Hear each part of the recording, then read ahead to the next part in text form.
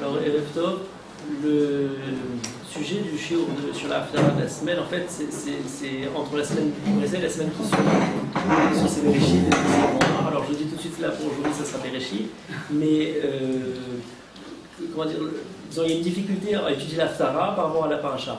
C'est que si vous dites Paracha Bereshit, Paracha Noah, Paracha Letra, tout le monde sait plus ou moins de quoi il s'agit. Si je vous dis maintenant Haftarah, Bereshit, Haftarah Noah, Haftarah Letra, etc., les gens n'ont quasiment aucune idée, sauf peut-être de temps en temps de quoi on parle.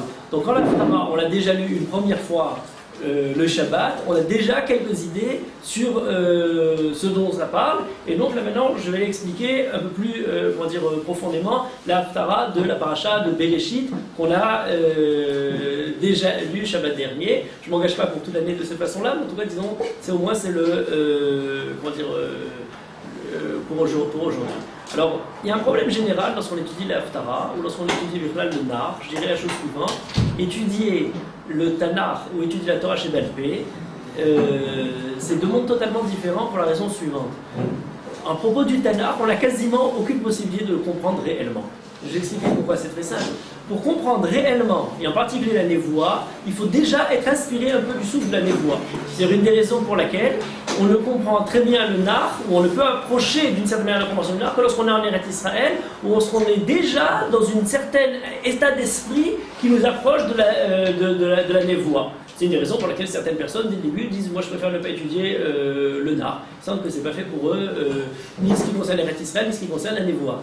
Mais en tout cas, ça c'est au niveau de la difficulté d'approcher le Tanakh. À la différence de la Torah chez Béalpé, c'est quelque chose qui est totalement, transcription de l'esprit d'Akadosh Baruch Hu par les Chachamim, de la façon à ce que ça puisse être adapté à chacun d'entre nous. La Haftarah, c'est quelque chose de particulier. Pourquoi ? Parce qu'a priori, le texte est du Tanakh. Le texte est un texte de Névoie, par définition. Oui, mais d'un autre côté, le texte de Névoie est le texte qui a été choisi pour parler de la paracha. J'en parlais la dernière fois, où la névoie, d'une certaine manière, est ce qui a permis, pas simplement pour des raisons historiques, parce qu'on interdisait de lire la paracha, mais aussi, puisque maintenant on n'a plus de raison historique, une manière de continuer ou d'envisager le sujet de la paracha sous un autre aspect ou de manière plus profonde. Eh bien, alors c'est donc un texte de Nevi'im, mais qui contient un enseignement des Chachamim, ou en tout cas un enseignement, une manière de commenter la paracha dans l'esprit de la Torah chez Béalpé.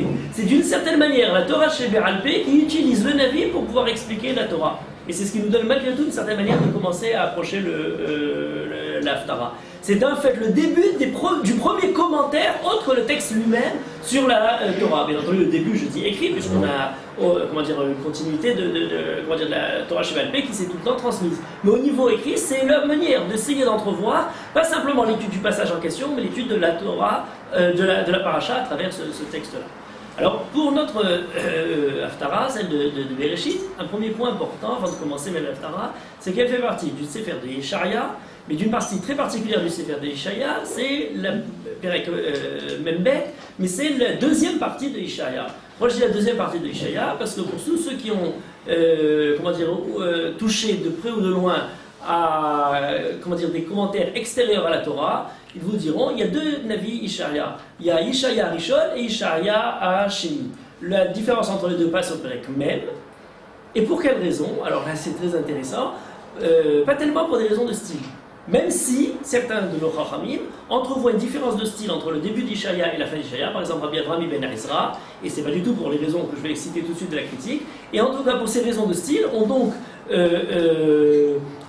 dit il faut essayer de comprendre la particularité de cette deuxième partie de Yeshaïa. Le Rav Berdugo, dans son commentaire de Pshat sur le Tanakh, mais ça me prélève, dit aussi, à partir de là, il y a quelque chose qui se produit, il y a quelque chose qui bascule. Alors il ramène aussi l'argument de fond en disant c'est très étonnant. Toute la première partie de Yeshaïa, c'est essentiellement des névots de Tochacha, qui essayent de dire la destruction, le Chorban et pour Amiyot qui vont arriver. Et la deuxième partie de Yeshaïa, c'est des névois sur le Mashiach, sur la Géoula. C'est pas aussi tranché que ça, mais disons, globalement, on passe là-dessus. Et notamment, on a des éléments qui sont de névois directs, puisque Yeshaïa va être ménavé, par exemple, au début et ensuite, là, dans quelques prakim, Koresh. Koresh n'est pas du tout à l'époque de Ishaïa. Comment Ishaïa peut-il... Alors, la critique biblique, qui bien entendu n'a pas notion de l'essence même du sujet qui est traité, c'est la névoie, puisque par définition la névoie ne pose aucun problème pour Ishaïa de savoir qu'il va y avoir Koresh dans quelques années plus tard. Et donc nous dit, il y en a eu deux. Il y a eu le premier qui s'arrêtait au Pérec même, à partir du Pérec même, il y a un numéro 2 qui arrive, c'est Yesharia.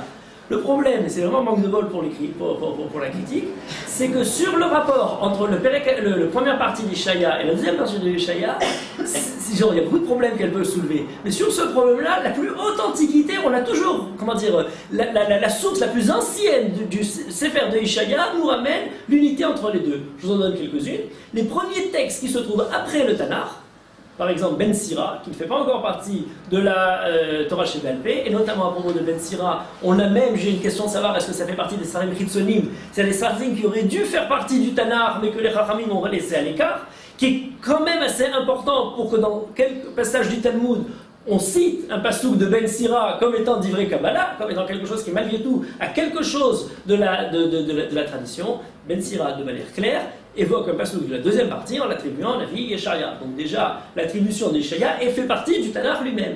Yosef ben Mattatiaou va plus loin et nous cite, alors ça c'est des références que les historiens aiment bien, là tout d'un coup ils ont oublié, Yosef ben Mattatiaou nous dit, oui, la deuxième partie de Yeshaïa, elle parle de Koresh, à tel point elle parle de Koresh, que quand Koresh est arrivé, les Chachamim lui ont dit, mais nous, on a déjà la névoie à propos de Koresh, avant qu'il ne devienne roi, qui va devenir roi, et la suite de l'histoire, et qui va, permettre au peuple juif de retourner en Israël. Alors là, tout d'un coup, c'était très bien, il y a la suite du Midrash qui est rapporté par Joseph. Mais le troisième élément le plus simple, c'est ce que tout le monde connaît, c'est pas loin d'ici, peut-être qu'on le voit, je sais pas, des fenêtres, c'est qu'au musée d'Israël, dans le Echal Sefer, on a retrouvé un livre, un rouleau dans les rouleaux de la mer Morte entier, et c'est le rouleau d'Ishaïa. Là, c'est au niveau, le texte lui-même, il n'y en a pas eu deux, il n'y en a pas eu trois. Mais pour nous, c'est très important tout ce sujet. Pourquoi? Et notamment pour comprendre la Haftarah qui fait partie donc, du même bête de cette deuxième partie, parce que le centre de toute cette deuxième partie, effectivement, est tourné vers la Géoula, vers le fait de ce qui va arriver après la destruction. La question que se pose par exemple le Rav Verdugo, c'est de dire, lorsque Yeshaïa veut ramener le peuple juif à la Torah, et pour le ramener à la Torah, il leur dit le temple va être détruit, d'accord, mais quand le temple n'est pas encore détruit, il leur dit vous inquiétez pas, le peuple juif va revenir à Sion, vous inquiétez pas, le Mashiach va venir, ça serait contre-productif. Je veux dire, c'est l'inverse de ce qu'il voudrait obtenir, les rassurer d'une situation où il est là pour au contraire. Et donc il dit, ça, la position du Rav Verdugo est intéressante, il dit effectivement c'est très différent, et ces névotes-là ont été écrites par Yeshaïa, mais n'ont pas été divulguées, il les a gardées, les Doroth, on sait que les névotes qui ont été utiles, les Doroth ont été écrites, et par conséquent c'est quelque chose qui a été sorti une fois que le temple a été détruit, et on a commencé à les étudier, à les connaître, et à avoir leur importance ensuite. Pour nous c'est important parce que c'est ce qui va donner le ton à notre étude particulière de cette Haftarah. Et on ne peut pas lire une Haftarah de ce qui suit, entre parenthèses, le Pérec même, tout le monde le connaît quand même assez bien. Je disais, on ne connaît pas bien toutes les Haftarot, mais enfin, ça on connaît, c'est Nahamou, Nahamouami. Donc on gère Nahamou, Nahamouami, c'est le début de la Nehama, c'est qu'on lit après Tisha B'Av, etc. Donc c'est toutes ces névoites-là de Nehama vont faire partie de ce Pérec-là. Là, il nous reste une névoie qui est restée, qu'on a sautée dans ces névoites de Nehama et qui a abouti sur Bereshit, et qui semblerait avoir comme lien avec la paracha uniquement un pasouk. Et c'est très important, c'est un point général sur toutes les haftarot.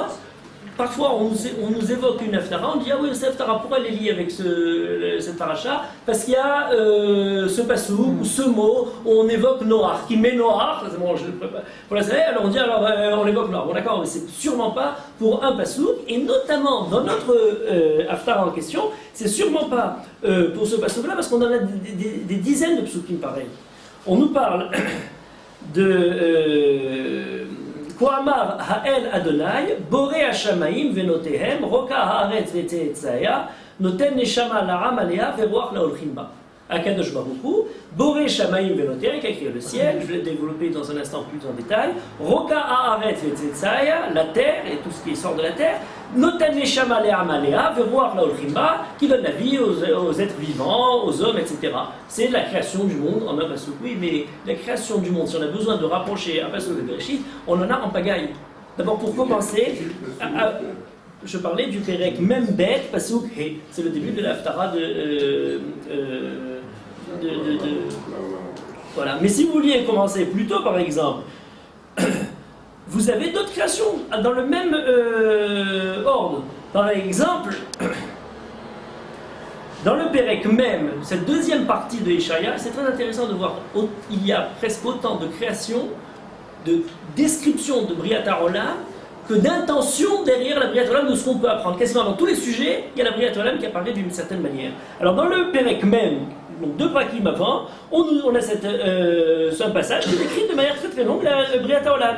Mi madad beishar olomayim, veshamayim bazeret tiken, vechal bashalish afar haaretz, veshakan bapeles arim ugvaot bemoznaim. Qui c'est qui a pu mesurer, alors on parle des descriptions du monde, Madad Becharolo Maïm dans sa paume, c'est-à-dire dit Charlo dans son, le pied, ou alors c'est, son pas ou sa main, mesurer l'étendue de l'eau. Veshamayim Bazeret Tiken, un empan, Zeret c'est la mesure du pouce jusqu'au Zeret, Tiken, il a mesuré Vechal Beshalish Afar Haaretz, et qui a pu mesurer, prendre la mesure de la poussière de la terre, Veshakal Bapeles, sur une balance, le poids. La description du monde, et ça continue après dans le détail, Mitiken et Roach Adam, etc. Et ça continue, Ayoshev Achogaretz Vyoshve Akachagavim. À noter, retenez ce passouk-là, qui est presque le même de celui de notre paracha. À noter Kadok Shamaim, Vaim Tachen Kaoel Nashavet. À noter qu'Adok Shamaim, Dok, c'est soit le côté très fin Shamaim, je vais y revenir dans un instant, soit le côté brumeux Shamaim. Il y aura tel point que ça s'appelle Dok, c'est le mot qui est parlé de Dak pour parler de l'ensemble du ciel. On l'appelle Dok, El Dok, qui est la Shamaim. Et donc à noter celui qui tend le ciel, Vaim Tachem Ka Ohel la Shevet, et qui dresse le ciel comme une tente pour la voûte céleste. Pour s'y reposer. C'est exactement le même passage qu'on a aujourd'hui. Pour est-ce qu'on a pris le Perek qui suit et pas celui-là. D'autant plus qu'on a un passage très important dans ce Perek même. Je dis, si on voudrait commencer l'inscription du monde, c'est Umarom Enechem Uru Mibara Ele. Le côté d'émerveillement devant la création. Ce passage qui est très important, c'est Umarom Enechem Uru Mibara Ele. C'est le passouk qui est décrit dans le Sefer HaZohar, dans l'introduction de Zohar, pour commencer la description de la Bria. Et Mi Bara Ele, donc des retombées extraordinaires, Mi Ele, ça fait les lettres de Shem Elohim, et à partir de là, on a énormément de développement. Mais en tout cas, Seumarom Elechem, c'est le fait de s'émerveiller devant la création du monde. Pourquoi est-ce que cette création du monde n'est pas celle qui a été choisie pour l'Haftara? Je vous en donne une autre, dans le même ordre d'idées, beaucoup plus importante, et qui est, souvent on n'apprécie pas à sa juste valeur, parce qu'on est aujourd'hui dans une époque où la mode est à la première partie du livre de Iov, et pas la deuxième partie. Bon, là aussi, il y a deux parties dans le livre de Iov. Il y a la partie de Iov où on a les questions, la souffrance de Iov et les amis d'Iov qui viennent lui rendre visite, et qui chacun, de manière infructueuse, n'arrive pas à le consoler. Et on a la fin. Alors d'accord, Iov pose le problème de la souffrance du juste. C'est un problème qu'on aime beaucoup. Pose le problème de la justice d'Akadosh Baruch Hu dans le monde. D'accord, c'est des problèmes très importants, incontestablement. Et qu'est-ce qu'il vient dire sur ce problème, le livre de Iov, à part le fait de le poser? Alors on a les trois amis, le quatrième, qui correspondent à différentes positions, différentes manières d'approcher le problème. D'accord, c'est pas les positions retenues, c'est pas les positions juives. Certains vont, le Rambam leur donne à chacun une philosophie différente, etc. C'est très bien. Et qu'est-ce que dit finalement le livre d'Iov? Ça a beaucoup oublié. Quelle est la réponse finalement au problème du juste? Eh bien la réponse du problème du juste, elle commence à partir du Perek Lametret jusqu'à la fin du livre. C'est au moment où, après avoir tous épuisé toutes les différentes réponses à Iov, on a Akadosh Baruch Hu qui apparaît. Et Akadosh Baruch Hu parle à Iov. Et quelle est la réponse? La réponse, il n'y en a pas. Or, quelle est la réponse? C'est pas qu'il n'y a pas de réponse. C'est beaucoup plus profond du fait qu'il n'y a pas de réponse. Quelle est la position juive à Iov? Quelle est la façon de conclure ce livre? La réponse d'Akadosh Baruch Hu, quand il répond à Iov, c'est de reprendre la création du monde, au départ.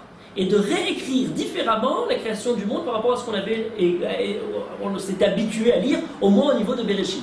Bereshit, il y a la création du monde, il y a 2 créations au moins, certains ont développé à partir de ça beaucoup d'idées, le Rav Soloveitchik, Perek Aleph, Perek Bet, est-ce que l'homme est créé à la fin de la création, et le but ultime de la création, où l'homme est celui sur lequel repose la création, on les décrit dans le premier jour, le deuxième Perek, mais en tout cas, que ce soit d'une manière ou dans l'autre, l'homme est central à la création du monde telle qu'elle est décrite dans Bereshit.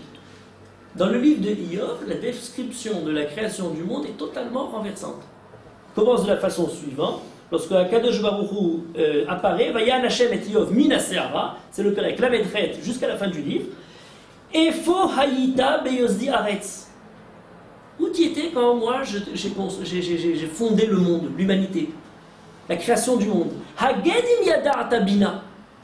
Et toute la suite du Misan Memadera Kiteda, est-ce que tu comprends, tu arrives à avoir les mesures? Remarquez d'ailleurs un point très important, si je disais tout à l'heure, le Perek même de Yesharia, c'est la création du monde dans la mesure de chaque partie du monde, qui peut prendre le poids, les empans, etc. du monde, c'est la précision comprise du monde. Le Perek Lamedret et la suite de Iyov, c'est l'incompréhension totale vis-à-vis du monde. C'est le fait pour Akadosh dit à Iyov, est-ce que tu peux arriver à avoir le début d'une compréhension, pas de la souffrance du juste, de le monde dans lequel tu te trouves, l'émerveillement total et l'incompréhension totale vis-à-vis du monde. Alma Adanea Otba'u Omiyara Even Pinata, est-ce que tu peux savoir sur quoi repose le monde? Toutes les questions les plus fondamentales de l'ordre naturel sont posées. Havata adnivreya muheker teom italachta, est-ce que tu as pu percer le secret des abysses les plus profonds de la mer? Est-ce que tu es descendu là-bas pour voir? Aniglou lecha sha'are mavet vesharet salmavet tir'e, pas dans le sens moral, dans le sens concret de la chose. Havata el otsrot shalek otsrot barat tir'e, tu vois là où se trouvent les neiges, ils continuent plus loin. Hayesh la matar av, d'où vient la pluie. Omi holi degletal, d'où viennent les gouttes de rosée. Mi betelmi yatsa akera urfor shamaimi yalado, d'où vient le froid, toutes les données, mais ça ne s'arrête pas au niveau météorologique, au niveau du monde minéral. Le Perek, même la fin de ce Perek là, atatsud le lavitarev echet kefir temale, est-ce que c'est toi qui pourviens à tous les besoins de tout le monde animal? Et on continue la suite, atitel la sous gvura, atalpit savaro rama. Je vous dis rapidement un pasouk, tous les 20 psukim, vous pouvez le lire en détail. Toute la réponse d'Akadosh Baruch Hu est totalement renversante. Pourquoi? C'est la façon de révolutionner totalement la version du monde. On avait dans Bereshit une bria qui n'est pas géocentrique mais ethnocentrique, ou anthropocentrique, c'est l'homme qui se trouve au centre de la création du monde, soit par le début, soit par la fin, la merveille de la création. Et là tout d'un coup, on a relégué l'homme aux confins de la création, à quelque chose d'absolument accessoire, secondaire, une poussière au bout de l'univers. C'est d'ailleurs très intéressant, remarquer une chose très importante.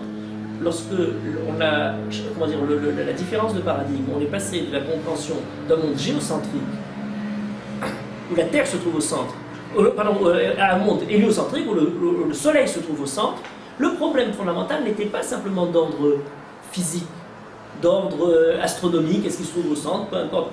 Le problème fondamental, et ce qui a fait que l'Église s'y est opposée de manière majeure, c'est que lorsqu'on disait que la Terre se trouve au centre, donc l'homme est au centre de l'univers, tout d'un coup, l'homme était destitué de sa centralité dans le monde. Il est tout d'un coup dans un endroit, une planète éloignée du centre du système solaire. C'était quelque chose d'insupportable à la pensée chrétienne. Pour la pensée juive, c'est une des données fondamentales. Pour les Mécobolim, ça va encore plus loin. Non seulement il n'est pas au centre, il est dans le monde le plus bas pour essayer de le rapprocher des mondes les plus hauts.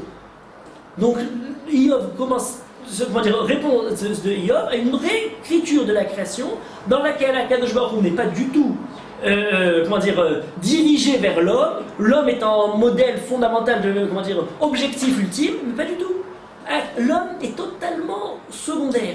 Et un homme qui ne comprend pas toutes ces choses-là peut se poser les questions de la justice divine, peut se poser d'autres questions plus profondes. Iyov finit ce passage-là lorsqu'il dit Yadarti ki chol tuchal, velo yibatzer mimecha mezima. Je viens d'avoir une compréhension sur mon incompréhension profonde. Lachen igadeti velo avin, nifleot mimeni velo eda, les shema ozen shemarticha ve'ata enai re'atcha. Je ne t'avais entendu que par oui dire, et maintenant je te vois de mes yeux. Voir de mes yeux, c'est ne plus rien comprendre à Kadosh Baruch Hu. Je croyais comprendre, c'était ce côté par oui dire. Alors qu'on a l'impression que ça aurait dû être l'inverse. Eh bien non, c'est cette réponse à Eov qui est donnée par Kadosh Baruch Hu dans cette création. Voilà deux lectures, l'une de Bereshit, Aleph et Bet, une de Eov, la maîtrette et les suivantes, totalement opposées sur la Briat Haolam. Une de Yesharia Perek Mem, qui pourrait pour nous ouvrir la même lecture de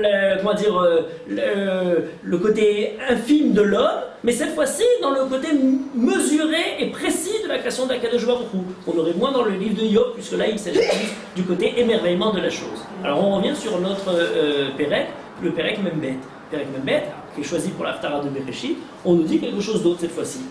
Koamar Ha'el Adonai, Borei Hashamayim Venotehem, Roka Haaretz Vetzetzaya. On aurait écrit a priori la même chose. Mais là, il y a des choses qui sont problématiques. Et là, c'est très important parce qu'à chaque fois qu'on a des psukim qui sont un petit peu différents, il faut essayer de se poser la question, qu'est-ce qui est... comment dire, dans ce qui change à peine, on aurait... un sens plus profond qui peut nous être donné. Là, par exemple, il y a quelque chose de bizarre. Je dirais d'une certaine manière, la manière de procéder pour comprendre les choses, les psukim, c'est pas dans ce qu'on a compris, c'est justement dans les mots qui dénotent, qui n'auraient pas dû être ici. Alors, je vais vous en donner quelques...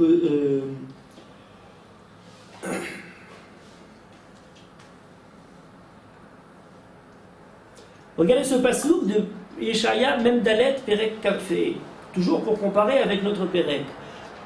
Kol note shamayim levadi, roka haaretz meiti. C'est presque le même. Kol note shamayim levadi, celui qui a dressé, tendu le ciel, levadi tout seul, roka haaretz meiti, et qui a, je vais arriver dans ce sens-là, posé la terre, meiti, provenant de moi. Levadi meiti, le mot qui complète. Dans notre Perek, il est écrit Borei Shamayim Venotehem. Celui qui a créé le ciel, Venotehem, et qui l'a dressé. Le mot Notehem est celui qui est employé pour parler d'une tente. Note Shamayim Kairira, qui a dressé le tente comme on dresse le ciel, comme on dresse une tente. Très bien. C'est le mot qui est pour nous parler de Rakia Shamayim, la voûte céleste. Le premier sens de Rakia, fondamental, qui est expliqué par les Parshanim, Rabbi Avraham Ben Ezra notamment, c'est de Rakia, c'est de vous parler du toit, de la tenture qui est posée par Rakia dans le livre des Bereshit, n'employé que pour le ciel. Notez Borei Shamayim Venotehem. La suite du Passouk, on nous parle de quoi? Roka Haaretz Vetzetzaya. Alors pourquoi Roka? Le même mot qui est employé pour parler du fait de poser la tente, Roka Haaretz, il s'agit cette fois-ci de étendre la terre. C'est plus quelque chose qui est au-dessus, c'est quelque chose qui se trouve en dessous. Vetzetzaya, de quoi il s'agit lorsqu'on parle du mot Tzetzaya? Tout au long du livre de Bereshit, lorsqu'on a le mot Tzetzaya qui apparaît, alors on dit oui, ça vient de Yotze, ceux qui sortent de la terre, c'est toute la végétation. Mais Tzetzaya, il s'agit plutôt des descendances. Des personnes. Alors là, c'est plus exactement la même chose. Vous voyez qu'il y a des petits mots qui nous permettent d'essayer de procéder à aller plus loin dans la compréhension de ce Perek. Alors, un passouk important pour pouvoir commencer à comprendre, encore un autre, Iyov Lamed Zayin Yudchet, où Iyov dit aussi pour parler de Shamaïm, le mot Rakia, et il dit la chose suivante. Tarkia imo lashrakim, chazakim kirim utzak. Tarkia imo lashrakim, est-ce que tu peux... Alors, c'est quoi Tarkia Imo Lishrakim? Deux explications. Première explication, Tarkia, c'est le fait de dresser le ciel comme cette tente. Est-ce que tu peux, comme à Kadosh Baruch Hu, dresser la voûte céleste? Le problème, c'est que ce Tarkia n'est pas évident pour parler du fait les Harikia Shamaim. Et le deuxième pirouche qui est apporté, notamment par le Nabi, il dit Tarkia, c'est ce qui est l'idée de la Alot Larakia, ce qu'a donné la compagnie d'aviation, Arakia. C'est le fait d'aller vers le ciel. Tarkia et Moleshrakim, tu voudrais essayer de comprendre les secrets de la conduite de la Kadosh Baruch Hu, mais est-ce que tu peux arriver, l'atteindre jusqu'au ciel? Tarkia et Moleshrakim. Chazakim Kir'im Mutzak. Là, c'est très intéressant. La voûte céleste est solide. Kirei Mutzak. Rei, c'est un miroir. Mutzak, solide. Alors pourquoi il y a un miroir là tout d'un coup? Certains disent parce qu'elle nous renvoie la lumière. Elle ne nous renvoie pas tellement la lumière du soleil, mais en tout cas, c'est une manière de présenter la voûte céleste comme un miroir. Et c'est très important pour nous parce que ça fait aussi un renversement total par rapport à ce à quoi on est habitué. Toute la conception païenne a vu dans ce qui se produit dans le monde terrestre le reflet de ce qui se produisait dans les astres ou dans les mondes supérieurs.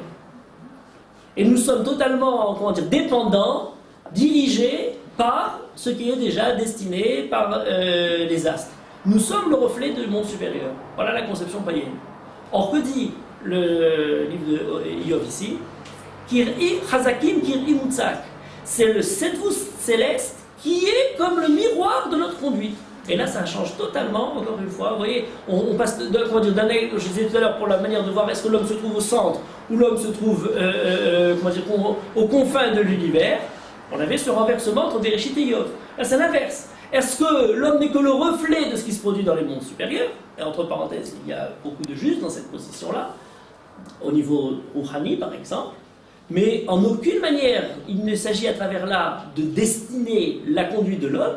Pourquoi? Puisqu'on prédestine la conduite de l'homme, parce qu'on dira, oui, mais c'est le ciel qui va se conduire vis-à-vis de l'homme comme le miroir de sa conduite humaine. Et notamment, par exemple, alors on dit, la pluie, on est maintenant dans l'époque de Geshem, ça dépend du srout. Elle dépend, le Kéachema, Imshamo Atishmeo, Imlotishmeo, c'est le reflet. C'est le ciel qui est le reflet de notre conduite.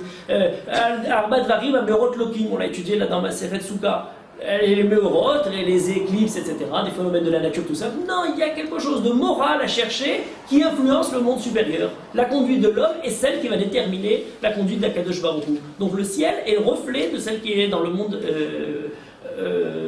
inférieur. Mais c'est valable aussi dans un autre domaine, dans la manière même d'approcher le problème, notamment l'étude.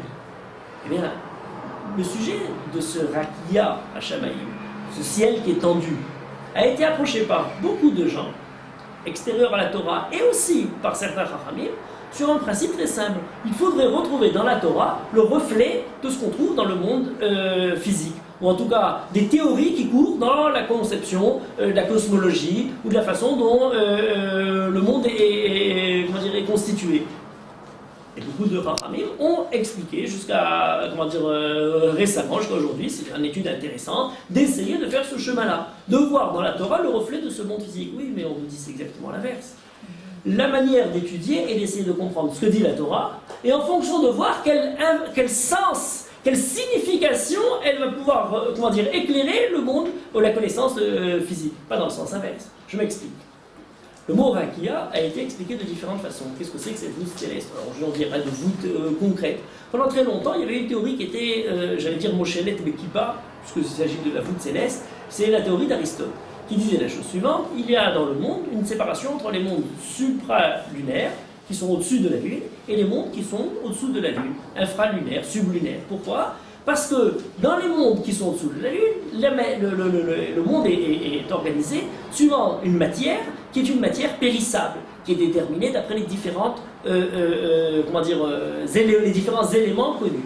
Mais si on passe au monde qui est au-dessus de la Lune, aux différents mondes au-dessus de la Lune, on arrive à quelque chose de parfait, d'idéal, d'impérissable, d'absolu, et pour cause, rien de ce qui nous arrive dans le monde présent ne peut tomber de là-bas. Il y a une influence des astres, mais cette influence n'est pas dans l'ordre de la physique.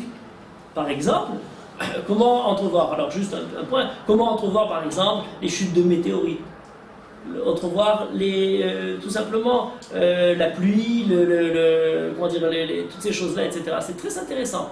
Dans la position d'Aristote, c'est décrit de manière dans différents traités, le traité du ciel ou les météorologies, c'est le même point qui suit le monde. Il faut prendre conscience d'une chose: tout ça ne peut pas arriver de déchets. Le ciel ne nous tombe pas sur la tête. Il ne peut y avoir uniquement, ça c'est très important, il y a des souffles. Alors par exemple, pour le passage d'une comète, il y a eu un grand souffle qui a remis la nature terrestre est soulevée de cette manière-là des rochers, et qui finalement nous retombent sur la tête. Tout d'un coup on les reçoit. Donc les météorites proviennent uniquement de la Terre. Pourtant il y a des matériaux qu'on ne trouve pas ailleurs. Le poignard de Toutankhamon, on l'a découvert, c'était un météorite qui venait d'ailleurs. Non, on a connu des météorites toute l'histoire. ça n'a jamais été interprété de cette manière-là. Ça a toujours été quelque chose qui est dans les données du monde terrestre. Ça a été très longtemps, cette histoire-là a coincé l'humanité pendant 2000 ans, à peu près. En 1803, il y a dans un village de Basse-Normandie, l'Aigle, une nuit du 26 avril, où il y a des milliers de météorites qui leur tombent sur la tête. Non seulement ils leur tombent sur la tête, mais ils déciment une partie de la population, dont le curé. Et pour cause, les chercheurs viennent, étudient le problème, et disent c'est impossible d'imaginer que ça provient de quelque part d'ailleurs, etc. etc. Et donc on a complètement déjà oublié toutes ces idées d'Aristote. Entre parenthèses, ça fait déjà longtemps qu'on avait remis en question les mondes supralunaires, etc. Lorsqu'on a vu que le Soleil avait des taches, chose impensable pour Aristote, grâce simplement à la lunette de Galilée qui dit mais on les voit ces taches-là, que la Lune avait des cratères qui font qu'il n'y a donc pas un objet parfait, idéal, mais il y a, comment dire, corruption comme il y a dans le monde. On a compris qu'il n'y avait plus cette différence entre les deux. Pourquoi je raconte tout ça maintenant? Eh bien parce qu'il y a beaucoup de Chachamim qui nous ont dit l'explication entre ce qui est Me'al la Rakia et Mitachat la Rakia, c'est tout simplement la différence entre les mondes supralunaires et ce qui est sous la Lune. Et pas n'importe qui. On a, alors Rabbi Yitzhak Abarvanel, dans son commentaire sur la paracha, Yashid, donne 5 positions, avec explications différentes. La première, il dit Chachmei Motarolam, qui parle de tous ces éléments-là. Mais ensuite, il nous dit celle de Rabbi Yitzhak à Israéli, et elle n'est pas tellement loin dans le fond. Les petites nuances de la première, toujours dans cette même ordre d'idée. La majorité des Parshanim nous disent qu'il s'agit de l'ensemble des astres et du cosmos. Et là c'est très intéressant aussi, parce que pendant longtemps on dit mais est-ce que dans l'ensemble des astres, est-ce qu'il peut y avoir de l'eau? Est-ce qu'il peut y avoir justement tous ces éléments très loin? Et finalement on nous dit aujourd'hui, effectivement, il y a aussi, dans les zones les plus reculées même de l'univers, de l'eau et en quantité énorme. On a, alors, du plus proche au plus lointain, sur la Lune, on nous dit, dans les pôles, on a des, sous terre, sous forme de glace, de l'eau. On a ensuite, on nous dit, mais même dans d'autres cratères de la Lune, on aurait trouvé aussi de la glace, ce qui fait penser qu'on pourra peut-être entretenir un poste fixe sur la Lune, simplement en exploitant cette eau-là. Mais on nous dit non, mais même plus loin. On a après, autour d'autres marches, même sur Mars, on l'a trouvé, autour de Saturne. Et dernièrement, il y a quelques mois, ils ont trouvé sur les anneaux de Saturne, on aurait aussi des blocs de glace. Et bien entendu, les comètes sont des phénomènes de nature entièrement emplis de glace, presque en fait de glace. Et on a très loin, à la fin, presque aux extrémités du système solaire, un nuage de Oort dans lequel il y a 1000 milliards de comètes, dans lesquelles chacune est entre 1 et 1000 milliards de tonnes de glace. Donc, en quantité, tous les océans et toutes les maïm atartonim qu'on peut avoir, c'est une goutte dans l'ensemble de l'eau qu'Akadosh Baruch Hu aurait pu créer. On se dit très bien, on a une approximation un petit peu physique. Mais je vous disais, c'est pas par la lecture de la physique qu'on va comprendre la Torah. C'est toujours amusant de se dire, ah oui, ça peut correspondre, ça ne correspond pas, etc. Ce qui nous intéresse dans la Torah, c'est de comprendre mais quel sens on donne à ces données physiques. Quelle signification la Torah apporte à toutes les différentes théories. Il y a quelqu'un qui a écrit un livre très intéressant, le professeur Matan Avi Arizer, de Bar Ilan, qui a écrit un livre qui s'appelle Bereshit Bara. Je crois qu'ils l'ont traduit en français, qui s'appelle Au commencement. Et il montre chaque jour de la création qu'est-ce qui s'est produit, qu'est-ce qui s'est déroulé. C'est quelque chose qui est très intéressant, mais ça dépend, c'est momentané, tant que telle ou telle théorie continue à être en vogue. Et avec les années qui passent, on dira, bon, ça c'était ce qu'on pensait à telle époque, et ça va changer. Récemment, quelqu'un du Maharan Weizmann a réécrit une manière de présenter tous les jours de la création en éliminant tout ce que disait Eliezer, en disant c'est beaucoup mieux d'une autre manière, et il explique ça d'après les découvertes les plus récentes de la façon de concevoir la cosmologie, etc. Bon, mais pour nous, ce qui est important, c'est le reflet dans les théories scientifiques de ce que la Torah peut dire, et c'est ce que la Torah peut importer sur tout ce monde physique. Alors qu'est-ce qu'on a à dire sur ce Rakia, une fois qu'on a dépassé les explications simplement de ces différentes mondes où l'eau qui se trouve, etc. Alors il faut reprendre le mot Rakia. Je disais tout à l'heure, Rakia c'est le ciel, la voûte céleste, oui. C'est écrit ici, à propos de notre pasuk, on nous dit Boré Shamaim Venotehem. Borei Shamayim Venotehen, ça devrait parler de celle qui est tendue. Et ensuite on dit Roka Haaretz. Pourquoi Roka Haaretz? Alors il y a un chacham intéressant, Rabbi Aaron Marcos, qui a une théorie qui était à une époque très en vogue. Aujourd'hui elle est un peu mise à l'écart, même si elle est très très féconde dans cette manière d'étudier. Il dit, on sait qu'il y avait une marloquette pour savoir est-ce que les racines de la Torah sont des racines de 3 lettres ou des racines d'une seule lettre. Et puis, à partir de cette époque, au XIIe siècle déjà, on a éliminé en disant les racines, la position qui est plus ou moins reconnue, c'est celle des 3 lettres des racines. Mais il y avait d'autres, par exemple Rachid lui-même, qui accepte des racines d'une lettre. Ce Rabbi Aaron Marcos, c'est la fin du XIXe siècle, début du XXe siècle, il dit on pourrait aller plus loin et retrouver dans les racines trilétaires, dans chacune des lettres, l'influence qu'elle a sur le sens de la racine. Et par exemple, on peut retrouver dans chaque racine 2 lettres qui sont importantes et la 3e qui donne le sens. Par exemple, lorsqu'on a le rakia, on va dire resh et kouf, c'est les 2 lettres les plus importantes. Et sous les différentes manières de décliner ce resh et kouf, on aurait d'autres idées. Et quelle est l'idée qui est derrière? Il dit c'est très simple. On a un pasouk dans Yecheskel qui dit Reka urka haaretz, dans le sens de frapper, je vais dire trépigner, mais en tout cas avec le pied, ureka beraglecha, avec ton pied tu écrases la terre. Il dit c'est l'idée du mouvement. Pourquoi l'idée du mouvement? Parce qu'on a à la fois avec le pied, à la fois lorsqu'on parle de riku et pahim tzipou la misbear, vairakeru, on a l'idée de fait de marteler une entité de métal. Là il s'agissait des marteaux de ceux qui sont morts, et on prend ces marteaux et vairakeru, ils les ont martelés jusqu'à les rendre très très fines pour pouvoir recouvrir le misbear. Donc il dit c'est cette idée, ce mouvement-là qui est présent dans l'idée de... D'ailleurs, on a l'idée qui se retrouve dans d'autres exemples. Par exemple, Rokah, Mirkahat. Mirkahat, c'est quoi? C'est le mélange. Lorsqu'on mélange différents... Soit c'est le bête à Mirkahat pour mélanger des médicaments, soit c'est pour faire une Mirkahat, une confiture, on mélange tous les éléments. Dans tous ces sens-là, il y a l'idée du mélange. Rokem, c'est lorsqu'on prend une aiguille pour broder, et c'est ce geste-là qui est le geste du mouvement. Roked, bien entendu, c'est celui qui est en train de danser. Ceux qui cherchent l'étymologie disent ah c'est pas bon parce qu'au niveau scientifique ces étymologies n'ont rien à voir, on a vu chacun de ces mots-là qui viennent d'une autre origine, etc. Oui, mais c'est pas des étymologies scientifiques, mais c'est des étymologies poétiques ou spirituelles qui nous permettent d'aller très loin.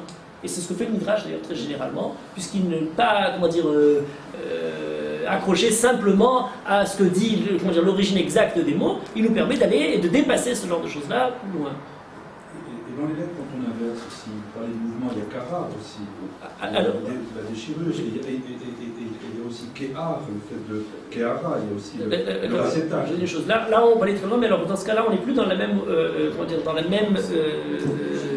manière d'étudier. Là, on rentre dans une autre manière qui garde les lettres et qui les change sous toutes ces formes-là. Ça a été fait de différentes façons. Un, par certains Mekoubalim, et ensuite dans la Chassidoute. Là, je vous parle d'une position qui est une position presque, je dirais, des Rishonim, qui dit on a dans les racines de chaque lettre la possibilité de retrouver un sens. Et cette idée-là n'a aucune raison d'être repoussée par rapport à la racine de 3 lettres. C'est ce que pensait Rachid, ce que pensera Menachem Ben Sarouk et d'autres. Effectivement, on ne peut avoir seulement une seule lettre. Et après, on voit ce qui est rajouté qui lui donne son sens. On a quelque chose qui n'est pas loin de ça. Dans un instant, je vais l'évoquer. En tout cas, donc, cette idée-là nous donne le Kara. Et donc, l'idée qui est derrière Rakia, sous cette forme-là de Reshkouf, c'est l'idée du mouvement qui est entre le ciel et la terre. Et là, c'est très intéressant. Pourquoi? Entre les eaux du haut et les eaux du bas. Parce qu'on aurait imaginé, et ça c'est l'histoire des mondes qui sont séparés par une seule... une séparation bien nette, on aurait l'impression qu'il y a effectivement Amaïm Aïlonim, Amaïm Atartonim. C'est les eaux du haut, les eaux du bas, et quelque chose de délimité. Or, d'après ce sens-là, il y a une première explication qui est la voûte, qui est le toit, mais aussi une explication qui dit c'est tout le mouvement qui se trouve entre l'un et l'autre. Certains vont d'ailleurs très loin en disant, le Ravirch dit, Rakia, d'après dans ce même ordre d'idée, c'est l'atmosphère, qui peut être compressée ou qui peut être plus en extension. Et l'idée même générale, c'est une idée d'un univers qui est en extension ou qui est en contraction, qui se trouve évoquée à travers ce pirouche-là. ça donne une deuxième dimension, donc c'est plus simplement le toit, c'est le côté intermédiaire entre les deux. Et la troisième, le Rabbi la donne en disant, oui, mais alors comment on arrive au Reka Haaretz Vetzetzaya, Roka Haaretz Vetzetzaya, Roka Haaretz, c'est déjà le sol.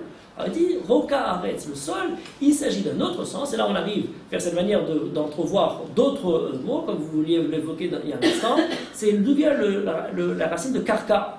Karka qui est le sol. Et Karka, alors là certains ont dit Karka, ça vient de Kara, ou Kahara, ou différents Kar, de différentes manières, ou Kahar, deux fois le Kiyou et le premier Ayin aurait sauté. Or, d'après le Ravish, il dit non, Karka, c'est toujours cette racine de Raka qui se retrouve avec un couvre précédent. On a ça dans d'autres racines, par exemple Rechev, Karkov. Karkov à Misbéar, c'est là où on tourne autour du Misbéar et qui est l'endroit Rechev qui va être piétiné. Donc, on aurait Karka qui parle de. Le troisième élément, c'est le sol. La terre est appelée Roka. Haaretz, Vetzetzaya. Roka Haaretz, cette fois-ci, il s'agit de quoi? Il s'agit de poser les bases du sol terrestre. Or, tout d'un coup, on utilise le mot Roka du ciel. Alors, on a Rakia pour parler du ciel, on a Rakia pour parler du sol, et on a Rakia pour parler de l'intermédiaire entre les deux. Oui, mais Roka Haaretz, Vetzetzaya, c'est aussi la terre qui se trouve être le Rakia de l'eau qui est sous elle, puisque la terre se trouve sur de l'eau. Le monde n'est pas stable. Et cette instabilité du monde nous donne à imaginer la terre comme ayant un rakia par rapport à ce qui précède. C'est très intéressant, pourquoi? Parce qu'on aurait à travers ça quelque chose d'autre. Et les Chachamim nous disent, lorsqu'on arrive à la vie céleste, ce rakia en question n'est pas. Et le rakia du monde qui est en dessous, mais il y a différents rakirim. Il y a la Sheva Rekim. Et lorsqu'on arrive à l'un, le rakia de l'un, comme dans un immeuble à étage, est lui-même le karka de l'étage supérieur. Et donc on monte de rakia en rakia, il y a quelque chose qui nous permet de traduire le mouvement. Pourquoi c'est très important cette idée du mouvement? Eh bien parce qu'à travers elle, il y a quelque chose de fondamental qui rentre dans la création.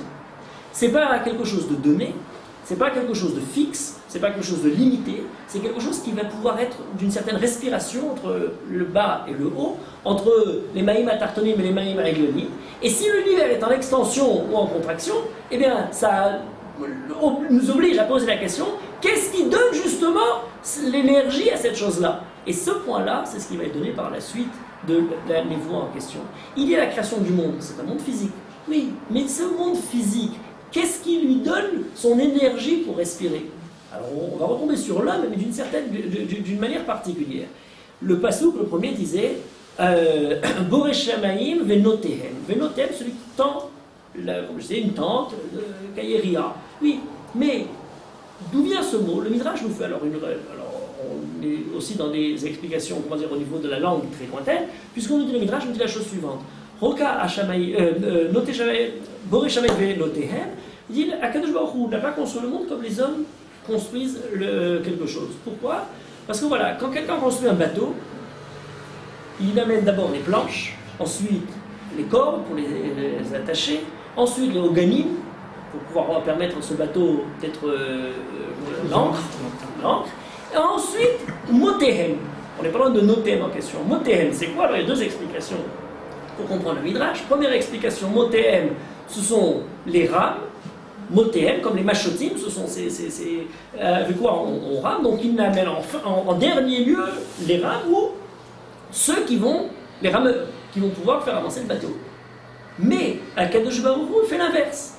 Il a créé le monde en commençant par les motéhem, notéhem, et d'ailleurs, il est écrit ici, à Borei Shamayim venotehem, Altikra notéhem, et là Navatehem. Navat, c'est celui qui gouverne, le capitaine qui dirige le bateau, le gouvernail.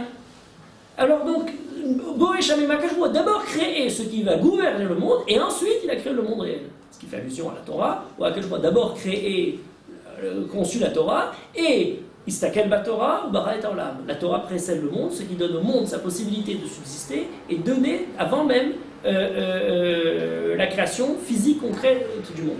Et une deuxième manière d'interpréter le Midrash, en disant Motéhem, il ne s'agit pas des rames et de ceux qui vont dire mais il s'agit du mât. Du mât sur lequel vont se dresser les voiles, et donc sur lequel on étend. Alors effectivement, on étend ces toiles-là, ces tentures, c'est plus la tente, c'est les voiles.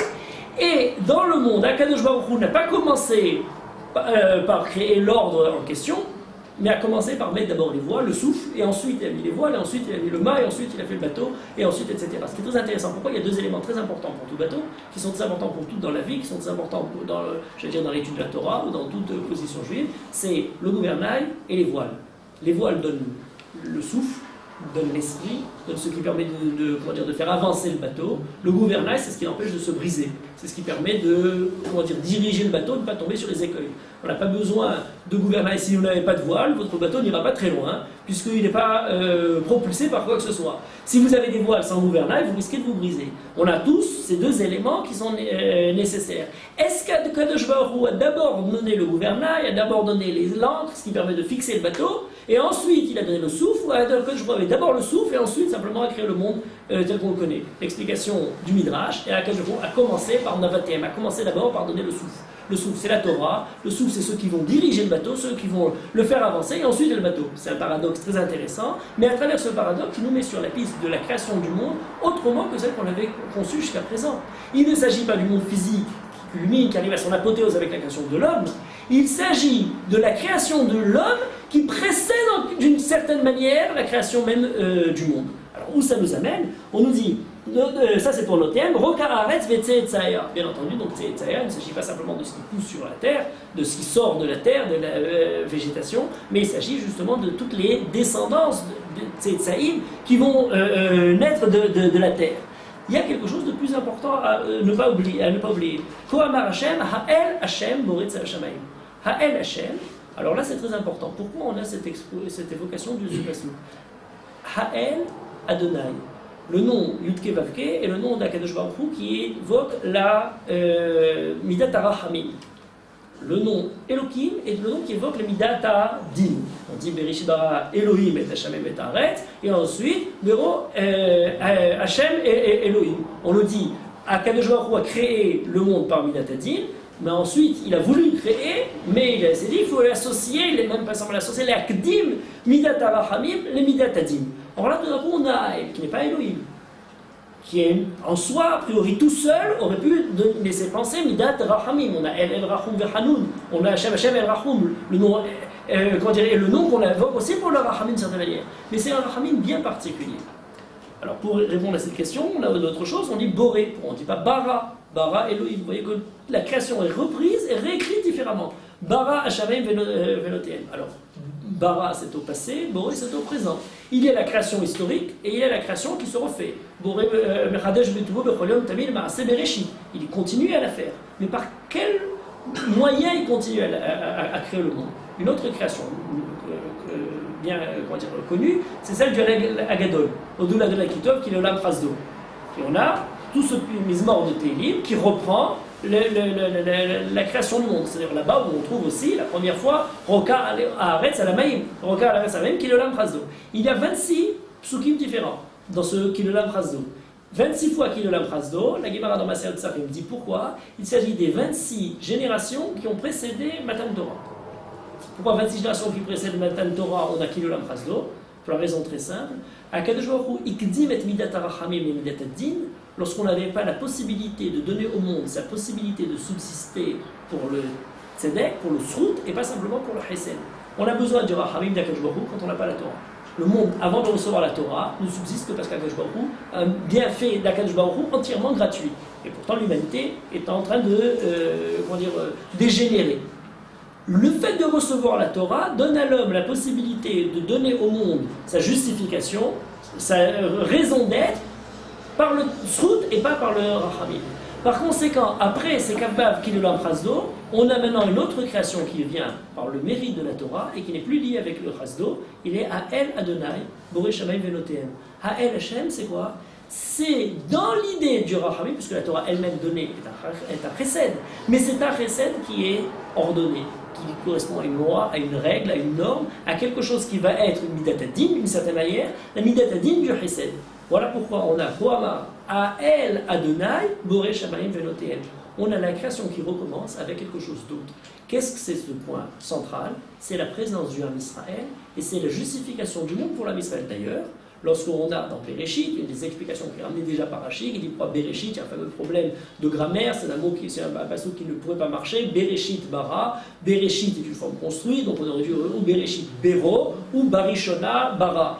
Or, pourquoi il y a ce Bereshit bara? Une des réponses, on appelle Midrash, le Pshat que Rashi ramène, c'est Bereshit, c'est pour Reshit. Et qui est appelé Reshit? Une explication c'est la Torah, une explication c'est le Am Israël qui est appelé Reshit et Voito, c'est Am Israël qui est Reshit. Donc Am Israël Bereshit est déjà évoqué dans le Midrash de ce mot Bereshit. Eh bien, dans le pirouge de la Haftara de Bereshit, on le met au centre. On le met au centre parce que là, une histoire nouvelle commence. Dans cette histoire-là, on a l'Am Israël qui a reçu la Torah, qui est les Navatim, qui sont ceux qui vont diriger ce bateau, mais on a quelque chose de plus important. Noten Neshama La'am Alea Veroar L'Oprima. De quel Neshama et de quel Roar s'agit-il? Et le fait même qu'il y ait Neshama et Roar nous montre bien qu'il y a là deux niveaux. Alors, dans les créatures, c'est le côté du Roar, c'est le côté de l'esprit, dans tout ce qui peut arriver au plus haut, au niveau humain, et la Neshama dans tout ce qui peut arriver au niveau divin et spirituel, en particulier pour le Am Israël, dans les élévations les plus élevées. C'est le rôle du Am Israël par rapport au monde à apporter le souffle de la Torah, ce Ruach-là, à l'ensemble de l'humanité. Et c'est évoqué pour la suite. Ani Hashem keraticha betzedek, ve'achazek beyadecha, ve'etzorcha ve'etencha livrit am le orgoïm. Orgoïm, ça vient de cette haftara. Tout d'un coup, pour la création du monde, on obtient maintenant la naissance d'un autre monde, qui n'est plus le monde physique, qui est le Am Israël, qui a comme vocation de donner au monde physique sa justification d'être. Mais Orgoïm, pour apporter au monde, recréer un monde, mais cette fois-ci il est entièrement humain, avec dans cette humanité le Am Israël qui est le Orgoïm, l'Ivrit Am, c'est les Am Berit, les Parshanim, c'est-à-dire cette alliance qui est fondamentale pour créer le monde.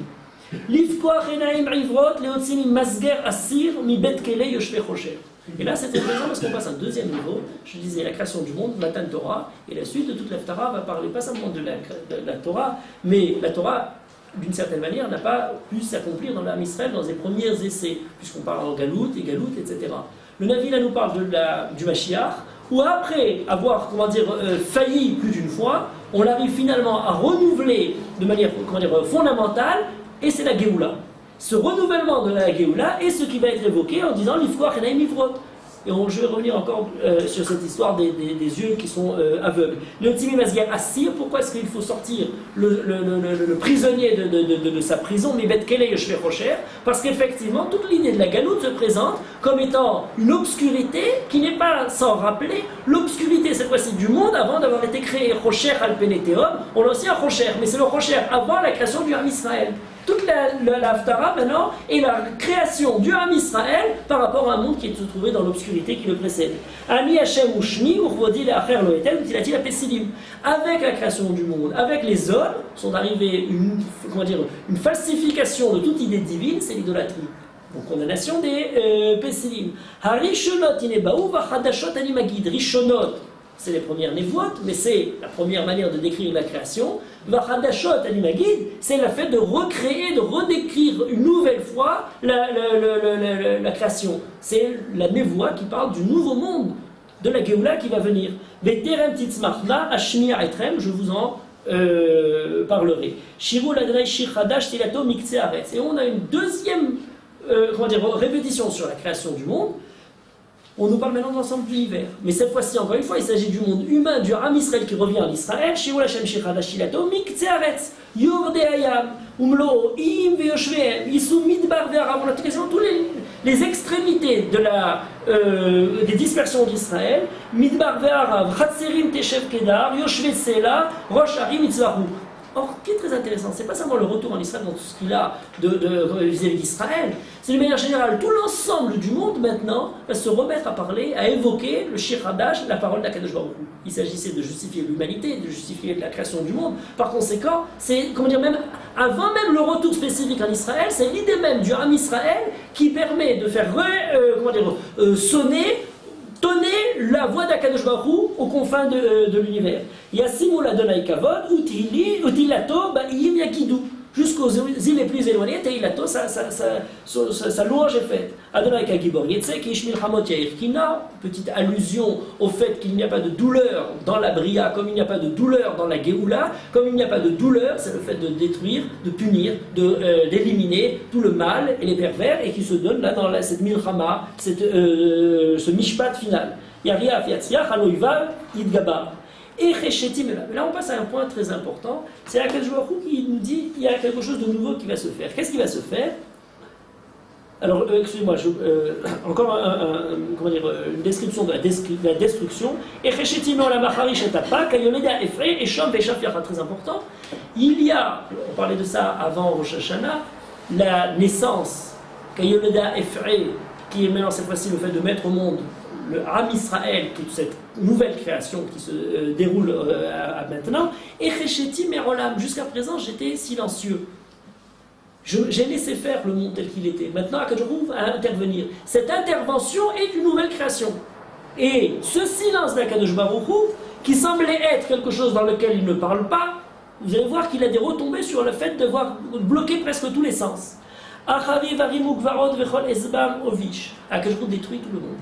Arim, Gevarot, les Asavim, Santinearot, les Im, Vagamim, Ovish. Comme si tout d'un coup le monde. Alors il y a création d'un côté, et l'autre part, c'est la punition, c'est le côté de tous ceux qui ont, n'ont pas mérité. Le monde est ramené à son tohu bohu originel. Veolarti, Ivrim, Baderer, Loyadaru. Et là tout d'un coup il y a des aveugles. Alors Akadosh Baruch Hu s'est têtu, maintenant il parle, maintenant il voit, maintenant il montre un chemin, et il y a des gens qui ne voient pas, qui n'ont pas vu. Veolarti, Ivrim, Baderer. Et ce Ivrim revient de différentes façons. On nous parle maintenant des aveugles qui sont conduits dans le chemin. Loyadaru, Benetivatim, Lado, Adrichem. Alors, première explication des Parchanim, c'est le Ham Israël. Le Ham Israël était aveugle, ne voyait pas la Torah, ne voyait pas la manière de Akadosh Baruch Hu de diriger le monde. Assim Marchar Lifneem, la Or, ou Ma'akashim et Mishor. Akadosh Baruch Hu va éclairer ce monde obscurci. Donc, nouvelle création avec la lumière qui apparaît après l'obscurité. Et il a ce passage important. Achershim Shemaou, Vaivrim Abitu Lirot. Alors c'est un passage très important, pourquoi? Parce que tout d'un coup on retombe dans quelque chose qui est à la fois fondamental dans la description de la Géoula, je vais arriver dans un instant, mais qui a été aussi un des passages les plus mal lus et les plus mal utilisés par tous les détracteurs d'Israël et les chrétiens en premier lieu. Puisque la synagogue aux yeux bandés, qui disait que le peuple juif n'a pas su voir tout ce que nous raconte cette religion. Et il nous disait, mais le prophète Ishaïa l'a déjà dit, puisqu'il parlait d'Achereshim Shemoa Evrim Abitu Lirot. Les aveugles, regardez. Voilà, Akadosh Baruch Hu parle au peuple juif en parlant d'aveugles. Le problème, c'est qu'il y a un passouk qui suit, qui est très embêtant. Mi Iver Kim Avdi, Vecheresh ke Malachi Eshlach. Alors, Avdi, Malachi, l'envoyé d'Akadosh Baruch Hu, c'est Yeshaïa, le Navi. Alors, c'est le peuple qui a fauté, ou c'est le Navi qui est lui-même hiver. Là, il y a quelque chose qui ne marche plus très bien. Certains parchanim, d'ailleurs, disent « Vous étiez aveugles parce que vous ne voyez pas la Torah, et même ceux que je vous ai envoyés, au lieu de remplir leur rôle, étaient eux-mêmes aussi aveugles. » Donc ça, c'est... Ou, deuxième explication, vous, au lieu de voir que c'est à vous de vous réveiller, vous disiez aux Nevi'im de se réveiller. Mais il y a une autre explication qui est amenée par le Midrash, beaucoup plus intéressante, et qui dit « Mais pas du tout. » Le fait de rapprocher le fait que vous êtes aveugle, regardez. Mais mon serviteur lui-même est aveugle, le Navi est aveugle, voudrait nous rapprocher de l'idée suivante, c'est qu'il y a, alors le Midrash ramène à Machal, en disant c'est comme il y a plusieurs personnes qui sont aveugles. Il y a 100 aveugles, l'un derrière l'autre. Chacun ne peut pas avancer, il met la main sur l'aveugle qui le précède. Et devant, il y en a un qui voit, c'est Akadosh Baruch Hu. Alors, tout le monde arrive à avancer. Si un d'ailleurs se perd, une image très belle pour parler de la tradition, d'un maillon qui est aveugle, et tout d'un coup il n'a plus le point de jonction pour suivre. Mais en tout cas, Akadosh Baruch Hu est aveugle, et il y a d'aveugles que ceux qui ne voient pas ce qui peut se produire dans le monde, pas parce que leur vue ne voit pas, mais parce qu'ils voient un monde supérieur. Yitzhak Avinu qui perd la vue. Le fait de ne pas voir ou d'être limité au niveau des sens, c'est ce qui permet au contraire de concevoir quelque chose de supérieur qui n'est pas encore présent dans les sens du monde matériel tel qu'il est. Et donc, ce midrash-là, qui a été, la clé de ces Chershim, il nous dit oui, le monde était un monde d'obscurité, tant qu'on n'était pas arrivé à cette nouvelle création. La nouvelle création qui va donner maintenant au monde l'esprit d'Akadosh Baruch Hu qui se manifeste, et bien effectivement, elle fait accéder le monde à Rocher al-Peneteum, de l'obscurité du départ, à Yehi Or, à la lumière qui se crée. Donc toute cette image de l'obscurité à la lumière, c'est l'image du premier au deuxième passouk de la paracha, de deuxième au troisième passouk de Bereshit, où on passe de l'obscurité à la fête quelque chose de la lumière. Mais c'est cette fois-ci d'une lumière d'un autre niveau. Mais le passouk final est celui qui est le plus intéressant, c'est lorsqu'on nous dit Adonai Chafetz Leman Tzidko, Yardil Torah Veyadir. Alors il y a ces Hershim, il y a la Torah qui va se révéler, mais il y a aussi un passouk important, Hachem Chafetz Leman Tzidko, Yardil Torah Veyadir. Tout le monde le connaît, puisqu'on le répète à chaque fois qu'on finit d'étudier. Or ce passouk-là est aussi un passouk fondamental qui a fait la coupure entre l'âme Israël et les goyim, et les non-chrétiens en particulier. Sur ce même registre, ces trois psukim-là sont très importants. C'est très intéressant parce que très souvent les chrétiens, ils commencent à mystère, vous connaissez Isaïe comme ça, Isaïe 53, Isaïe 42, Isaïe, etc. Ils donnent les léchés comme si elles maîtrisaient totalement. Nous, on n'y connaît rien parce qu'on n'a même pas une notion des numéros, des prakim, numéro un tel. On sait que c'est Ishaïa, Israël, Torah, on le connaît par cœur. Ceux qui ont inventé les concordances, c'était des chrétiens parce qu'ils étaient ignorantissimes dans le texte. Alors ils avaient besoin qu'on leur dise le numéro du chapitre, le numéro du passouk. Aujourd'hui, n'importe quel juif vous le demandez, il ouvre tout de suite n'importe quel passouk, il vous le retrouve à la minute. Donc c'est pas un problème. Alors qu'est-ce qu'il y a écrit Hachem Chafetz Leman Tzidko, Yardil Torah Veyadir. Qu'est-ce que c'est ce passouk-là Rabbi Yochanan ben Akash omer, Ratsa Akash bo les Zakot et Israël, les Firachim Balem Torah Mitzvot, Shenemar Adonai Chafetz Leman Tzidko, Yardil Torah Veyadir. Akash bo Irba Lahem Torah Mitzvot, Yagdil Torah Veyadir. Eh oui, mais c'est le point fondamental que n'ont pas compris les chrétiens. Notre monde n'est pas un monde qui est délimité entre monde supérieur et monde inférieur, entre ceux qui seraient passés et qui auraient eu la grâce et ceux qui sont restés en dessous. C'est un monde qui est tout le temps en mouvement par le mérite ou non des hommes. C'est un monde qui est d'ailleurs la suite de la paracha de Bereshit, et c'est pour ça qu'elle est très importante toute cette haftara. La suite de la paracha de Bereshit, c'était quoi? La dégringolade totale. La faute de la terre, la faute de l'homme, Caïn et Èvel, la faute des Bnei Elohim, la faute de tout le monde était comme ça, de l'émer, etc. On est encore en chute libre.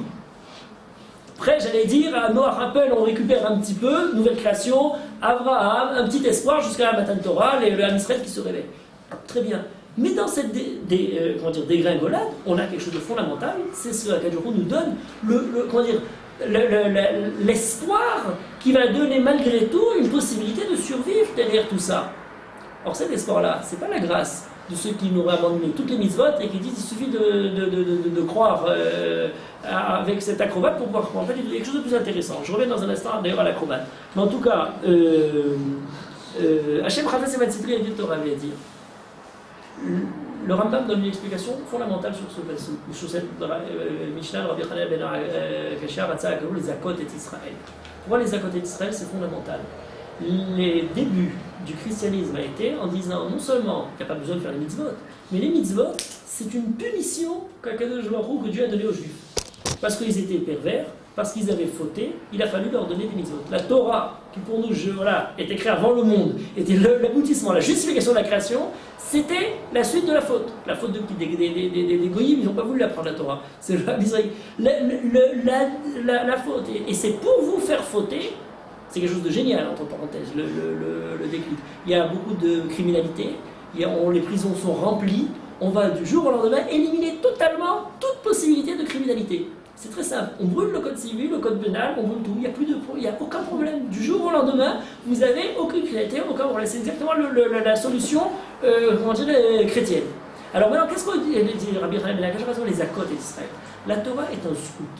Et non seulement c'est un scout, le Rambam explique dans son Pirouche à Mishnah, sur cette Mishnah-là, c'est la fin de Makot, il dit, on sait que dans toutes les mitzvot, on dit 613 mitzvot, c'est beaucoup, il dit oui, parce que pour toutes les mitzvot, si jamais chaque juif pratique une mitzvah telle qu'il doit la faire jusqu'au bout, de manière parfaite, eh bien ça lui donne déjà l'entrée au Olam Haba. C'est d'ailleurs une marloquette entre Rabbi Yochanan et Resh Lakish dans Maseret Sanhedrin. Il y a un passage de Ishaïa qui dit, on parle du Sheol, Pararapia Livli Rock. L'enfer a ouvert sa bouche pour accueillir Livli Rock, ceux qui n'ont pas de Rock. Alors, Resh Lakish dit, Livli Rock, c'est quoi? C'est même si quelqu'un, il applique toute la Torah, et il y a une loi qui lui manque, qu'il n'a pas fait, manque de quoi? Sheol Bara Livli Rock, il lui manquait un Rock, donc il est en enfer. Rabbi Yochanan, il dit la Shavak Traillé. La Shavak Traillé, c'est tu ne laisses pas tu ne donnes aucun espoir pour vivre, pour tout comme ça. Qui peut se dire, il a tout fait sauf une. Il dit non, il faut le lire exactement dans le sens inverse. Sheol Bara Pia Livli Rock, Si quelqu'un n'a même pas une mitzvah, alors effectivement pour lui le guide. Mais si quelqu'un a même une seule mitzvah, ça suffit pour le faire entrer au Olam Haba. Donc dit le Rambam, pourquoi que je nous a donné Arbe mitzvot, Tariel mitzvot, c'est très simple. Parce que s'il avait donné une seule mitzvah, on devait tous avoir cette mitzvah pour arriver, peut-être tout le monde n'aurait pas réussi à la faire. Qu'est-ce qu'il fait? Il nous a donné 613 cordes de bouées de sauvetage. Sur les 613, il y en a bien une qu'on va attraper. Cette une, c'est ça qui va nous permettre de rentrer. Ratzak, les Akot d'Israël, c'est un zrout, c'est pas une nekama. Toute cette Torah qui est présentée comme l'espoir de la création est ce qui donne au monde la possibilité, au contraire, d'obtenir à travers ça la justification, pas seulement personnelle, de s'éloigner du Sheol, mais c'est de pouvoir, pour l'humanité dans son ensemble, arriver à la Géoula. Alors il y a un point très intéressant qui en fait d'une certaine manière toute cette histoire de la Géoula, c'est qu'il y a une image, c'est le titre de son livre, Rosenzweig appelle ça l'étoile de la rédemption, en traçant deux triangles, l'un qui est conçu sous la forme de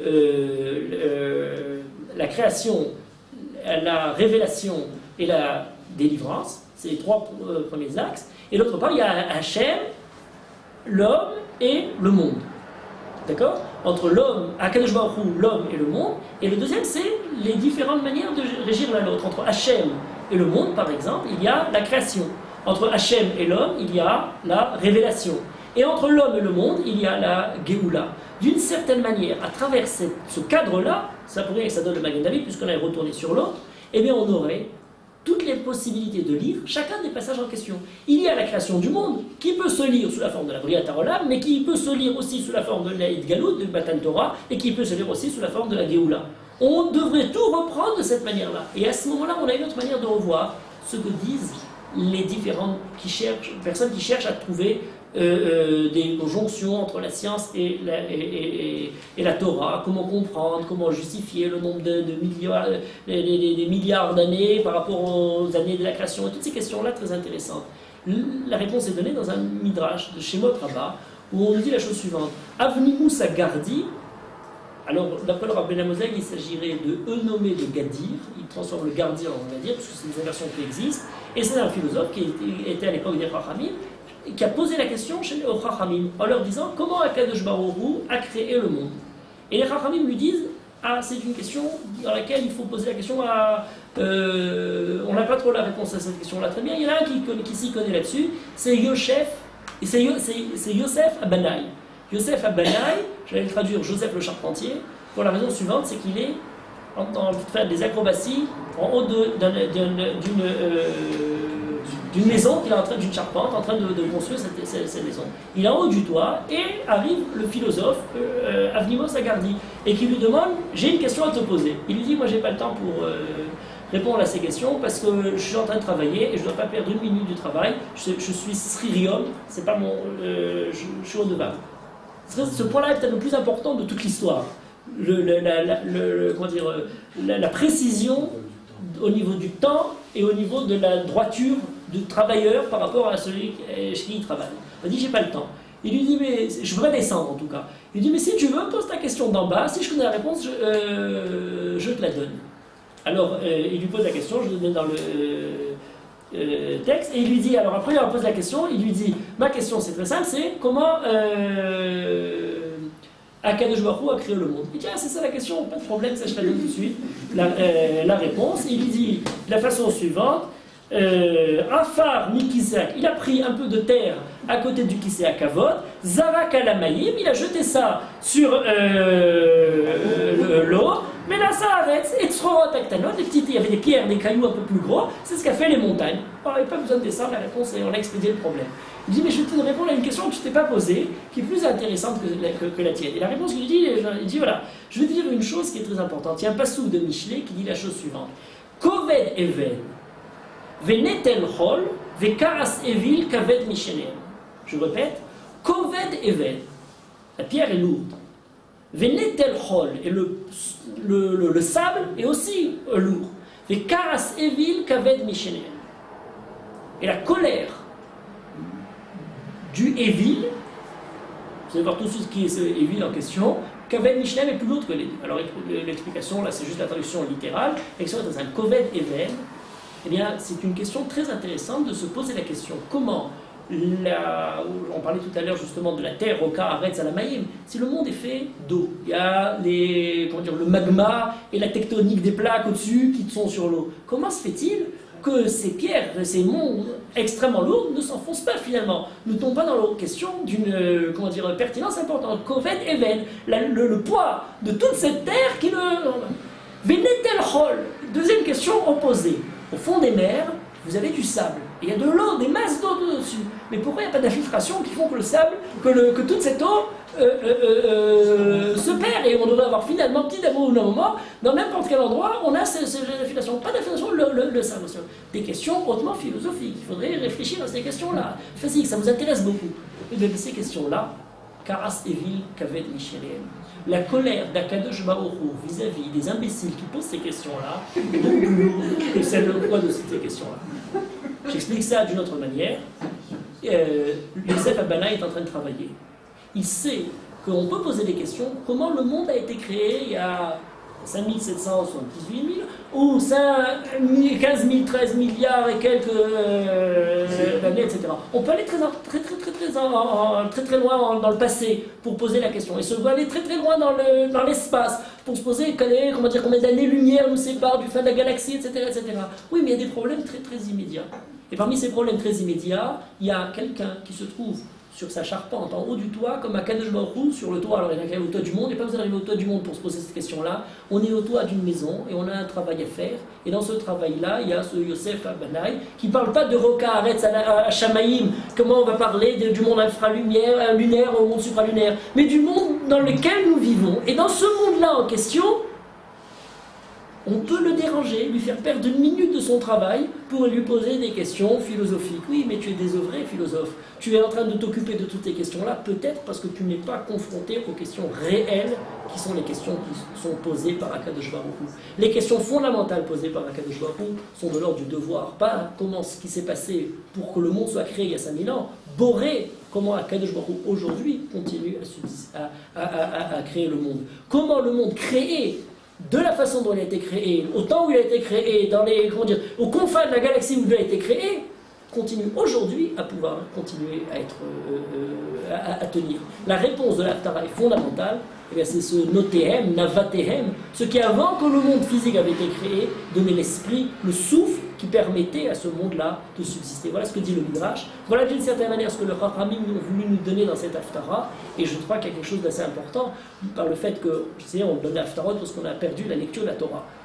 On ne pouvait plus lire, on nous a empêché de lire la Torah. Et qu'est-ce qu'on a raconté à la place de cette lecture de la Torah? C'est la Torah chez Balpé, l'essence même de la Torah chez Balpé. Eh bien, c'est de dire, oui, on n'a pas la Torah, mais on a l'essentiel de la Torah. Et l'essentiel de la Torah, c'est de savoir que toute cette création du monde ne peut être, aujourd'hui continuer, subsister, avoir un espoir, arriver à la Géoula qu'à travers la conduite humaine du Ham Israël qui pratique la Torah. La Torah, dans la création du monde, est l'élément fondamental qui, même lorsque notre monde est détruit, Yerushalayim, le Beth Amikdash, le monde naturel, même exilé, même dans les confins de l'univers, on ne perd pas cet espoir-là que le charpentier au-dessus de son toit continue à voir avec ce côté ironique, ceux qui s'occupent de questions vagues, lointaines et qui n'ont pas la force. Vous comprenez que malgré tout, quand à Kadosh Baruch Hu, j'ai parlé tout à l'heure de Iyov, alors effectivement la réponse de Iyov nous est donnée par ce côté incompris de l'homme,